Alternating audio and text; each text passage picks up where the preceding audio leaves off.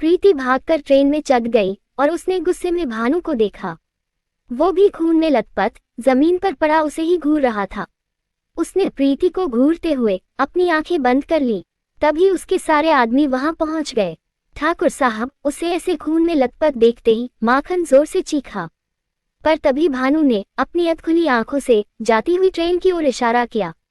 माखन ने तुरंत ट्रेन की ओर देखा। प्रीति को जाता देख वो गुस्से में चीखा, पकड़ो उसे। ठाकुर साहब की जान लेकर वो लड़की भागने ना पाए। माखन के इतना कहते ही उसके सारे आदमी ट्रेन के पीछे भागने लगे। प्रीति उन्हें देखते ही ट्रेन के अंदर चली गई, पर भानु के कुछ आदमी चलती ट्रेन में चढ़ गए। प्रीति ने जैसे ही उन्हें ट्रेन में चढ़ते हुए देखा तो घबराकर अपने लिए छिपने की जगह ढूंढने लगी। भानु के आदमी एक डिब्बे से दूसरे डिब्बे में उसे तलाश कर रहे थे। प्रीति को कुछ समझ नहीं आ रहा था कि वो क्या करे, कैसे भानु के आदमियों से खुद को बचाए। वो खुद को बचाने के लिए इधर उधर भागती फिर रही थी और भानु के गुंडे उसे ढूंढते फिर रहे थे। पर कुछ किलोमीटर चलने के बाद एक छोटे से स्टेशन के आते ही ट्रेन की स्पीड कम हो गई। स्पीड कम होते ही प्रीति ट्रेन से कूद गई, जिसकी वजह से उसकी कोहनी और घुटनों में चोट भी लग गई थी। पर वो उठकर रेलवे ट्रैक पर दौड़ने लगी, क्योंकि दूसरे प्लेटफॉर्म पर खड़ी ट्रेन आहिस्ता आहिस्ता चल रही थी। शायद वो कुछ देर पहले ही चली थी। प्रीति तेजी से भागते हुए ट्रेन में चढ़ गई। भानु के आदमियों ने जैसे ही उसे दूसरी ट्रेन में चढ़ते देखा तो अपनी ट्रेन से नीचे उतरने लगे। पर तब तक उनकी ट्रेन और प्रीति की ट्रेन की स्पीड तेज हो गई। प्रीति ने जब देखा कि उसे कोई खतरा नहीं है तो वो वही ट्रेन के दरवाजे के पास बैठकर फूट फूट कर रोने लगी, ये सोचकर कि उसका पूरा परिवार अब इस दुनिया में नहीं है और वो एकदम अकेली है। उसे बहुत तकलीफ हो रही थी। वो रोते हुए खुद से बोली, उस राक्षस ने मुझसे मेरा सब कुछ छीन लिया, सब कुछ। अब मैं कहाँ जाऊंगी, क्या करूंगी? कोई तो रास्ता मुझे दिखाए भगवान। कुछ देर बाद ट्रेन एक नदी पर बने पुल से गुजरने लगी। पुल देखते ही प्रीति उठकर खड़ी हुई। उसने अपने हाथ में पकड़ी गन की ओर देखा और फिर उस गन को नदी में फेंक दिया। फिर उसने अपने गले में पहने मंगलसूत्र को छुआ और अपनी आंखें बंद करके गुस्से में मंगलसूत्र को अपने गले से खींचकर उसे भी नदी में फेंक दिया। वो रोते हुए फिर से वहीं बैठ गई और घंटों तक ऐसे ही बैठी रोती रही। अगली सुबह ट्रेन उदयपुर के रेलवे स्टेशन पर पहुंचते ही ठहर गई। प्रीति ट्रेन से नीचे उतरी और वॉशरूम की ओर बढ़ने लगी। उसने अपने पहने सारे गहने उतारकर अपने बैग में रखे और आईने में खुद को देखने लगी। अपनी मांग में सिंदूर देखकर वो गुस्से में उसे साफ करने लगी। उसने अपना चेहरा पानी से धोया और फिर अपने बैग से एक पटियाला सूट निकालकर पहन लिया। वो खुद को आईने में देखकर बोली, तू ऐसे जिंदगी से हार नहीं मान सकती प्रीति, क्योंकि तेरे बाबासा ने तुझे हर मुश्किल हालात से लड़ना सिखाया है। आज अगर तू टूट गई तो तेरे बाबासा की आत्मा को कभी शांति नहीं मिलेगी। इसलिए तुझे हिम्मत से अपनी जिंदगी जीनी होगी। तेरे पास अभी भी जीने की एक वजह है, तेरे दादा सा। तुझे उनके बारे में भी सोचना होगा प्रीति, क्योंकि जब वो लौटेंगे तो सबको खोने का सदमा बर्दाश्त नहीं कर पाएंगे। अब तुझे ही उन्हें हिम्मत देनी होगी, क्योंकि अब तू ही उनका सहारा है। अब तुझे अपनी जिंदगी की एक नई शुरुआत करनी होगी। उसने अपना बैग उठाया और वॉशरूम से बाहर आई। वो डरी सहमी इधर उधर देखते हुए टिकट काउंटर की ओर बढ़ने लगी। फिर उसने मुंबई जाने के लिए टिकट खरीदा और पानी की बोतल लेकर वही एक चेयर पर बैठकर ट्रेन के आने का इंतजार करने लगी। ट्रेन के आते ही वो ट्रेन में बैठ गई। खिड़की के पास बैठी प्रीति आंखों में आंसू लिए जो हुआ बस उसी के बारे में सोच रही थी। यही सब सोचते हुए उसकी आंख लग गई। दूसरी ओर आदित्य के घर में सब लोग पंडित जी के आने का इंतजार कर रहे थे। जानकी, सुमन, लता और आदित्य के डैड भी वहीं बैठे चाय पी रहे थे। तभी पंडित जी वहां आ गए। उन्हें देखकर सब उठकर खड़े हुए और सबने उन्हें नमस्ते किया। आइए बैठिए पंडित जी, हम सब आपका ही इंतजार कर रहे थे, जानकी सोफे की ओर इशारा करके बोली। पंडित जी तुरंत बैठे और बोले, आपका फोन आते ही मैं मंदिर से सीधे यही चला आया जानकी जी। बहुत खुशी हुई ये जानकर कि आदित्य ने शादी का फैसला कर लिया। ये सुनकर लता मुस्कुराते हुए बोली, इसलिए तो आपको बुलाया है पंडित जी, ताकि आप आदि की कुंडली देखकर इसकी और अहाना की शादी का एक अच्छा सा शुभ मुहूर्त निकाल सके। सुमन ने भी तुरंत आदित्य की कुंडली उनकी ओर बढ़ाई और बोली, ये लीजिए पंडित जी, आदित्य की कुंडली। पंडित जी ने कुंडली लेते हुए पूछा, अहाना बिटिया की कुंडली कहाँ है? सुमन झट से बोली, दरअसल बात यह है पंडित जी कि अहाना का परिवार मुंबई में नहीं रहता, इसलिए उसकी कुंडली यहाँ नहीं है। वैसे उसने अपने पेरेंट्स को फोन कर दिया है, वो कल ही मुंबई आ रहे हैं। आप एक बार आदि की कुंडली देखकर बताए तो सही कि उसके विवाह का योग कब बन रहा है। जी जरूर। पंडित जी आदित्य की कुंडली देखने लगे। सब लोग बड़ी ही उत्सुकता से उन्हें देख रहे थे। 10 मिनट तक आदित्य की कुंडली देखने के बाद पंडित जी जानकी से बोले, विवाह का योग तो 2 महीने बाद का ही है। पर इतना कहकर पंडित जी चुप हो गए। तो सुमन ने परेशान होकर पूछा, क्या हुआ पंडित जी, आप कुछ कहते कहते रुक क्यों गए? पंडित जी ने 2 पल सोचकर फिर से आदित्य की कुंडली देखी और परेशान होकर बोले, आदित्य की कुंडली के चौथे घर में आज से राहु केतु कुंडली मारकर बैठ गए हैं, इसलिए उनकी शादी में बहुत विघ्न आ सकते हैं। किसी तूफान के आने का भी अंदेशा है। अहाना बिटिया की कुंडली के साथ आदित्य की कुंडली के मिलान के बाद ही ये पता चलेगा कि ये विवाह किन परिस्थितियों में संपन्न होगा। पर मैं आपको एक बात बताना चाहता हूँ। जी कहिए पंडित जी। अहाना बिटिया का यही एक नाम है क्या? क्योंकि जहाँ तक मैं देख पा रहा हूँ इस नाम के साथ आदित्य के सिर्फ 12 गुण ही मिल रहे हैं। 18 से कम अगर गुण मिलते हैं तो विवाह सफल कभी नहीं होता। इतने कम गुण मिलने पर विवाह न किया जाए, यही लड़के और लड़की के लिए अच्छा होता है। पंडित जी की बातें सुनकर आदित्य की पूरी फैमिली परेशान हो गई। जानकी उदास होकर बोली, बात तो आप ठीक कर रहे हैं पंडित जी, इतने कम गुण मिलने पर विवाह होना शुभ नहीं होता। पर बच्चे एक दूसरे को पसंद करते हैं, आप कोई तो रास्ता निकालिए। पंडित जी तुरंत बोले, रास्ता तो सिर्फ एक ही है कि अहाना बेटी की कुंडली में किसी दूसरे अक्षर से उसके कुछ नाम मिल जाए। दूसरे नाम से अगर अच्छे गुण मिले तो ही ये विवाह करना उचित होगा, और ना मिले तो मेरी राय में ये शादी ना हो तो ही आदित्य के लिए अच्छा रहेगा। बाकी आप लोगों की मर्जी।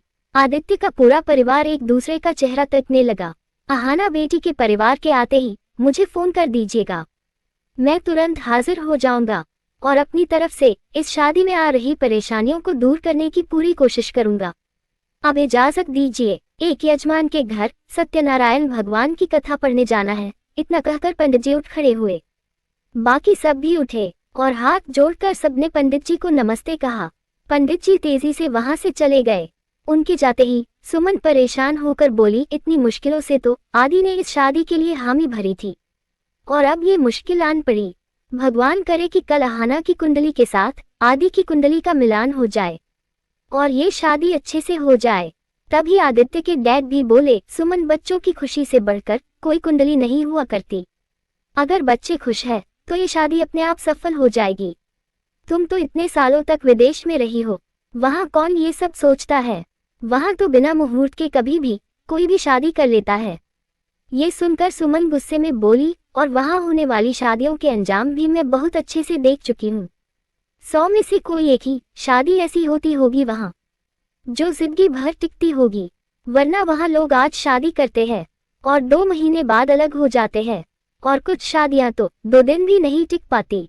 साल भर में तो वहाँ लोग 4 शादियां कर लेते हैं। जानकी उनकी बातें सुनकर बोली, आप दोनों के आपस में बहस करने से इस परेशानी का हल नहीं निकलेगा। कल अहाना की कुंडली आ जाने दीजिए, उसके बाद सोचते हैं कि आगे क्या किया जाए। तभी लता बोल पड़ी, सोचना क्या है माँ, आदि अहाना से शादी करना चाहता है, इसलिए बेहतर यही होगा कि उनकी शादी धूमधाम से खुशी खुशी कर दी जाए। लता के इतना कहते ही जानकी ने उनकी ओर देखा और फिर बिना कुछ कहे वहां से चली गई। दूसरी ओर मुंबई का रेलवे स्टेशन आते ही प्रीति ट्रेन से नीचे उतरी। उसकी आंखों में अपनों को खो देने का दर्द और एक नई शुरुआत करने की उम्मीद दोनों ही नजर आ रही थी।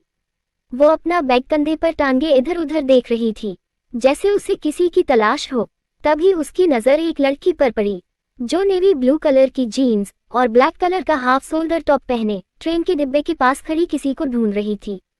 उसे देखते ही प्रीति उसकी ओर बढ़ी और उसने पीछे से उसके कंधे पर हाथ रखकर उसे पुकारा, प्रिया। प्रीति की आवाज सुनते ही रिया ने तुरंत पलटकर देखा। प्रीति को सामने देखकर वो खुशी से उछल पड़ी। उसने उसे अपने गले से लगाकर कहा, आई एम सो हैप्पी प्रीति, तुझे यहाँ अपने सामने देखकर तो खुशी के मारे मुझे रोना ही आ रहा है। प्रीति मुस्कुराने की कोशिश करते हुए बोली, तो रो ले, मैं हूं ना तेरे आंसू पोंछने के लिए। उसके इतना कहते ही रिया को हंसी आ गई। उसने फिर से प्रीति को गले लगा लिया और बोली, जब से तेरा फोन आया है कि तू मुंबई आ रही है, मैं एक एक पल गिन रही थी। अब देख, फाइनली तू मेरे सामने है। प्रीति ने फिर से मुस्कुराने की कोशिश की।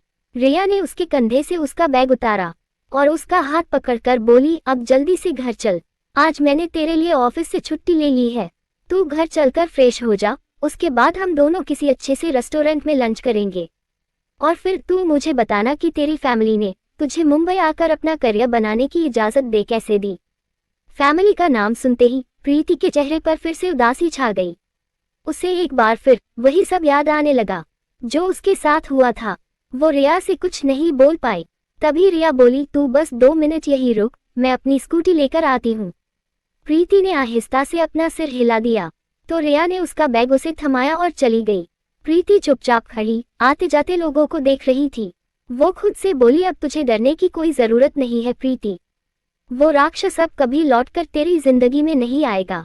प्रीति ने इतना कहा ही था कि तभी रिया अपनी स्कूटी लेकर वहां आ गई और बोली, चल जल्दी से बैठ। प्रीति तुरंत उसकी स्कूटी पर बैठ गई तो रिया ने स्कूटी चलाते हुए कहा, प्रीति तूने बहुत अच्छा किया जो तू मुंबई आ गई। यहाँ तुझे बहुत आसानी से नौकरी मिल जाएगी और तेरे रहने की तो यहाँ कोई प्रॉब्लम ही नहीं है। तू मेरे साथ रूम शेयर कर सकती है, मुझे भी कंपनी मिल जाएगी। रिया सारे रास्ते बातें करती रही पर प्रीति ने हाँ नहीं के अलावा तीसरा कोई शब्द नहीं कहा। तकरीबन आधे घंटे के बाद रिया ने एक बड़ी सी बिल्डिंग के गेट के अंदर अपनी स्कूटी ली और रोककर बोली, प्रीति मैं स्कूटी पार्किंग में लगा कर आती हूँ। प्रीति ने फिर से सिर हिला दिया तो रिया वहां से चली गई। प्रीति वही खड़ी बिल्डिंग की ओर देखने लगी। कुछ देर बाद रिया ने आकर प्रीति का हाथ पकड़ा और उसे लिफ्ट की ओर ले जाते हुए बोली, वैसे प्रीति तू मुंबई में रहने आई है और वो भी सिर्फ एक कॉलेज बैग लेकर, तेरा सूटकेस कहाँ है? प्रीति मुस्कुराने की कोशिश करते हुए बोली, हम घर आ गए ना, तो घर चलकर सब कुछ बताती हूँ। रिया भी मुस्कुरा दी, ओके मैडम, जैसा आपका हुक्म। चलिए। रिया ने इतना कहा ही था कि लिफ्ट 9th फ्लोर पर रुक गई। रिया प्रीति के साथ लिफ्ट से बाहर आई और अपने फ्लैट की ओर बढ़ी। उसने अपने फ्लैट का लॉक खोला और प्रीति को अंदर लेकर आई। प्रीति ने चारों ओर नजरें घुमाकर फ्लैट को देखा तो रिया ने सामने के कमरे की ओर इशारा करके कहा, उस रूम में जा और जल्दी से फ्रेश होकर आ जा, तब तक मैं तेरे लिए चाय और नाश्ता बनाती हूँ। प्रीति उसे एकटक देखने लगी तो रिया ने उसे कमरे की ओर धकेलते हुए कहा, अब जाना। प्रीति चली गई। उसके जाते ही रिया किचन में आई और प्रीति के लिए चाय नाश्ता बनाने लगी। कुछ देर बाद उसने पोहे की प्लेट उठाकर प्रीति के हाथ में दी और फिर पूछा, अब मुझे असल बात बता कि हुआ क्या है। रिया के इतना पूछते ही प्रीति को फिर से वो सब याद आने लगा जो उसके साथ हुआ। रिया ने उसकी हथेली पर अपना हाथ रखकर फिर से पूछा, मैं तुझे सालों से जानती हूँ प्रीति, और तेरे जरिए तेरी फैमिली को भी, इसलिए मुझे पता है कि तुझे तेरे परिवार से इतनी दूर मुंबई में आकर नौकरी करने की इजाजत मिलना मुश्किल ही नहीं बल्कि नामुमकिन है। इसलिए प्लीज मुझे बता कि हुआ क्या है। प्रीति मन ही मन बोली, अब रिया को कैसे बताऊं कि मेरे साथ क्या हुआ है? अगर मैंने रिया को बताया कि मैंने किसी को गोली मारी है और मुझे ये भी नहीं पता कि वो जिंदा है या मर चुका है, तो पता नहीं ये इस अनजान शहर में मेरी मदद करेगी या नहीं। पर इससे सच छिपाकर इसके साथ धोखा करना भी तो गलत होगा। तभी रिया ने फिर से सवाल किया, प्रीति मैं कुछ पूछ रही हूँ तुझसे। प्रीति ने खुद को संभाला और बोली, रिया मेरे भाईसा ने मेरी शादी सीकरी के एक बहुत बड़े आदमी से तय कर दी थी, पर एक दिन उस आदमी ने मुझे अकेला देखकर मेरे साथ बदतमीजी की तो मैंने उसे थप्पड़ मार दिया। वो उस वक्त गुस्से में वहां से चला गया। जब मैंने अपने घर वालों को ये बात बताई तो उन्होंने इस रिश्ते से इनकार कर दिया, पर वो आदमी उस थप्पड़ का बदला लेने पर उतारू हो गया। इसलिए उसने मेरे परिवार के खिलाफ एक ऐसी साजिश रची जिसमें मेरा पूरा परिवार फंस गया।